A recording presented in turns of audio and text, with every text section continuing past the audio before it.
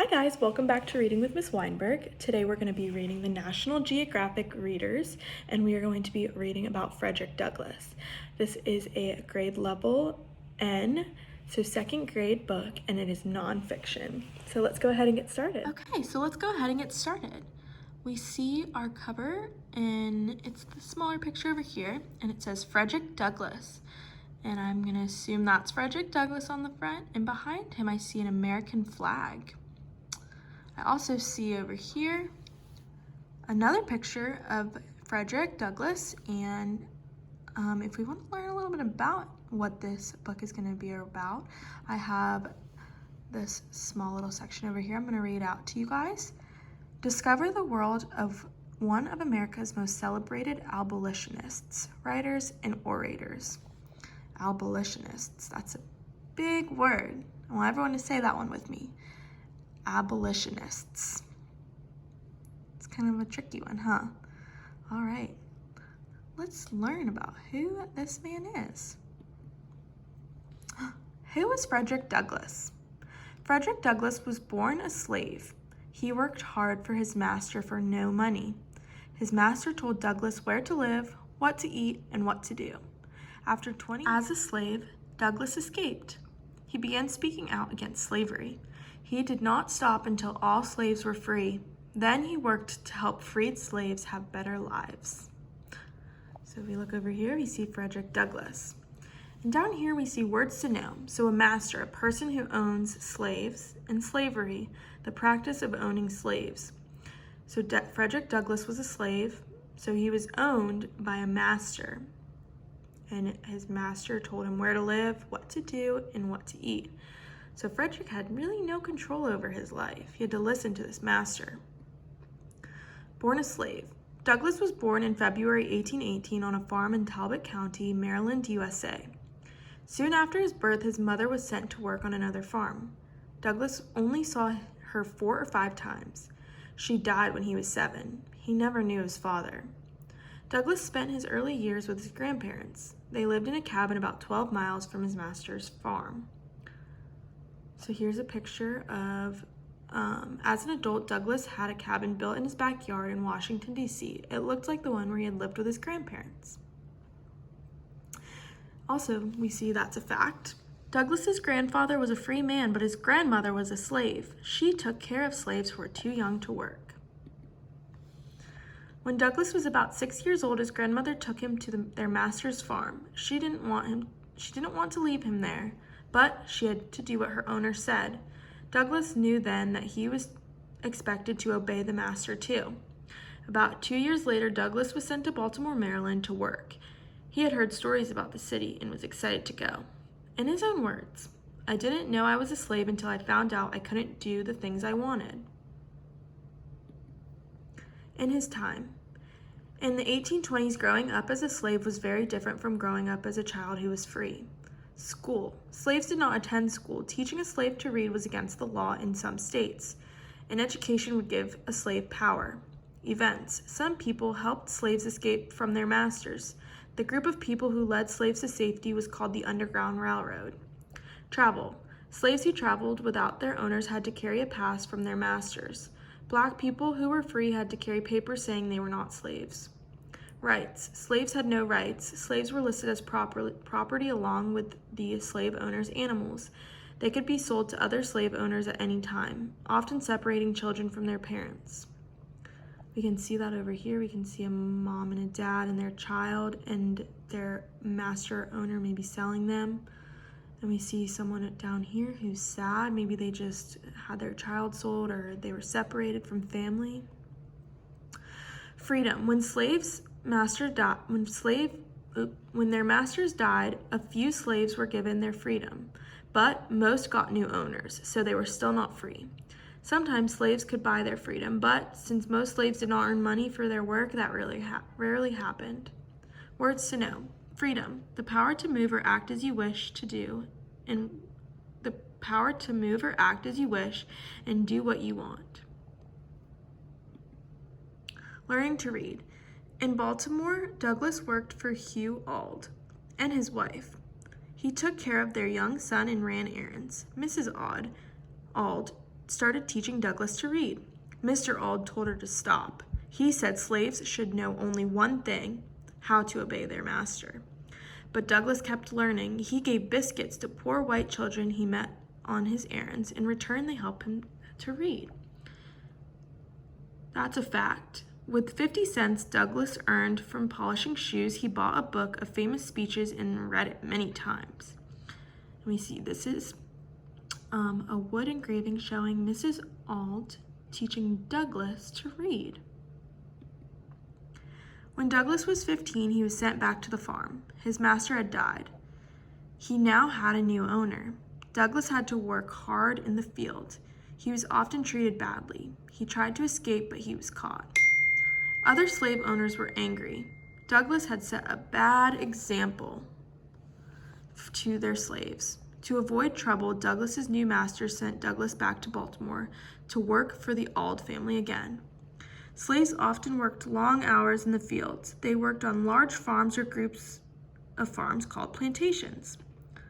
So this is all of the slaves working in the field, and they're the masters telling them what they need to do. That's a fact. When Douglas was working as a field slave, he held secret classes to teach other slaves to read. Runaway slave. In Baltimore, Douglas met free black people. He fell in love with a free black woman named Anna Murray. More than ever, he wanted to be free. On September 3rd, 1838, he tried to escape again. He headed north by boat and train. If he was caught, he might be killed or sold, but he made it to New York, a free state. He sent for Anna, and they got married. Words to know: free state, a U.S. state that did not allow people to own slaves. That's a fact. Over time, Douglas and Anna had 5 children, 3 boys and 2 girls. So here's an illustration or a picture of Douglas and his wife, Anna, soon after they were married.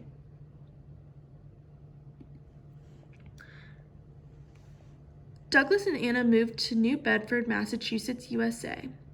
There, Douglas met people who wanted to abolish slavery. In 1841, he spoke at one of their meetings. Douglas told the crowd about his life as a slave. The people liked his speech. Douglas soon began traveling to many states giving speeches about slavery. He also wrote a book about his life as a slave. We can see a picture of New Bedford, Massachusetts around the time Douglas lived there. We need to know the word abolish, which means to officially stop something, such as a law. And here is the book that Douglas wrote about his life, and he sold many copies. Douglas had escaped, but he was still a slave. Soon he became well known for his speeches in his book. That put him in danger. Now it was easier for his master to find him. Douglas had to get away, but it meant leaving his family behind. He sailed to England. He gave many speeches there and made many friends. They raised money to buy his freedom. At last, Douglas was free. So many people wanted to hear Douglas speak, and he talked about the abolition of slavery, which was the act of ending slavery.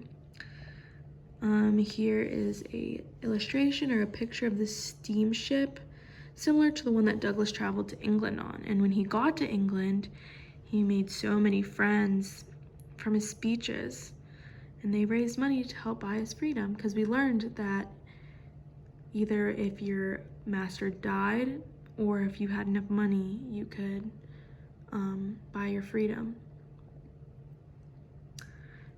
Some cool facts about Douglas. As a young man in Baltimore, Douglas learned to play the violin. It was a hobby he enjoyed the rest of his life. Number 2, Douglas met with President Abraham Lincoln 3 times during the Civil War. After the president died, Mrs. Lincoln gave her husband's favorite walking stick to Douglas. Number 3, Douglas became active in the Underground Railroad. His home in Rochester, New York was a stopping place. Runaway slaves could hide there until it was safe to travel to another stop. Today, people can visit there. 4, Douglas was known as a great storyteller. He often made his friends and family and audiences laugh with his tales. 6, Douglas wrote 3 books about his life: Narrative of the Life of Frederick Douglass, My Bondage and Freedom, and Life and Times of Frederick Douglass. And 6. In 1899, 4 years after Douglass died, a statue of him was built in Rochester, New York. It was the first time an African American was honored with a statue.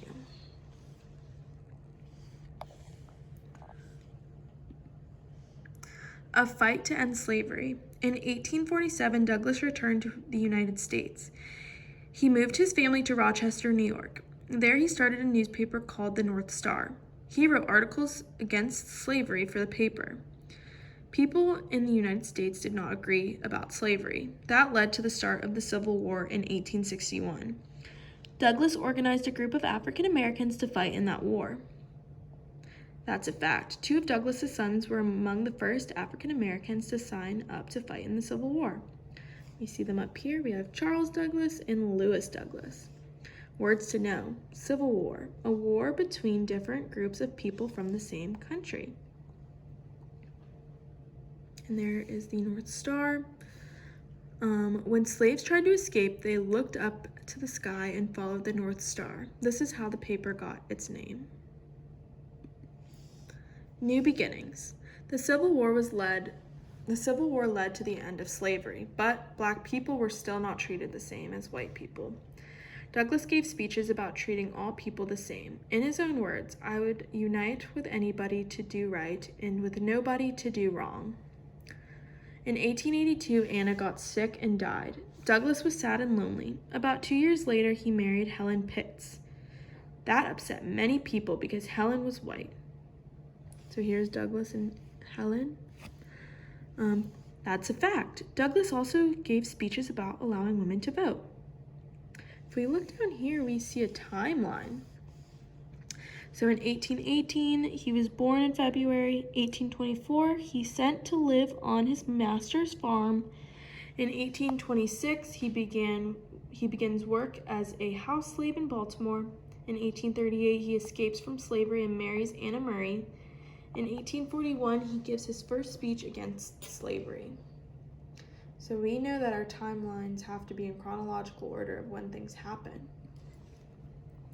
Douglass never stopped speaking out to help others. On February 20th, 1895, he gave a speech to a women's group. He died at home later that day. He was 77 years old. Douglass was a powerful voice for those who believed that all people should be treated equally. Today, his words still inspire others around the world. Here's Douglass at home in his library at Cedar Hills in Washington, D.C. In his own words, "Abolition of slavery has been the deepest desire and the great labor of my life." Here's a statue of Douglass in the United States Capitol building in Washington, D.C. And our timeline continues.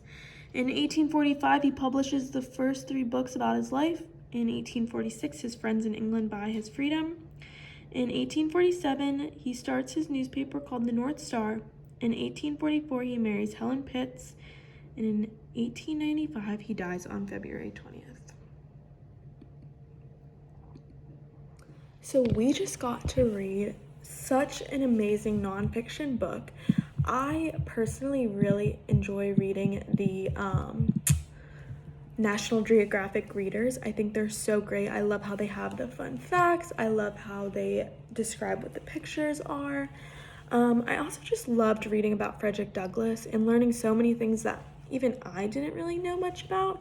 I really enjoyed reading about how he not only fought for African Americans and to free slaves and help them after they were free, but he also was an advocate for women's rights. And he wanted just to help everyone have freedom and everyone to just be treated equally. And I thought that was really awesome to read about. I think that he is such a great man, and this is just a great book. It was great to learn so many facts, so many awesome things. I personally didn't even know that he worked in a home at first. He worked for the Auld family, and the wife taught him how to read.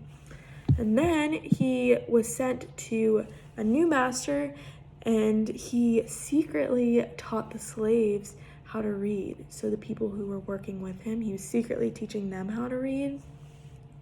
And we learned that the slave masters thought that he was a bad example, so they sent him back to Baltimore to live with the Alds again and work for them.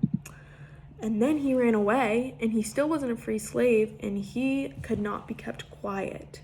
So he went around and talked about his journey and talked about being a free man, and he continued to speak about abolition, which we learned meant to officially stop something. The word abolish means to officially stop something. So he spoke about the abolition of slavery, to stop slavery. And then he became so popular that his master could find him. So what did he do? He had to go to England, and people in England loved him too, so they helped him raise money so he could be a free slave. And then he was free, and he could live with his family and continue to spread the word and fight for everyone. So I just really enjoyed reading about Frederick Douglass. I learned so much, and I really hope you guys did too. And I hope that you guys will continue to read some of these awesome nonfiction books that National Geographic does. Thank you guys for reading with me. Bye!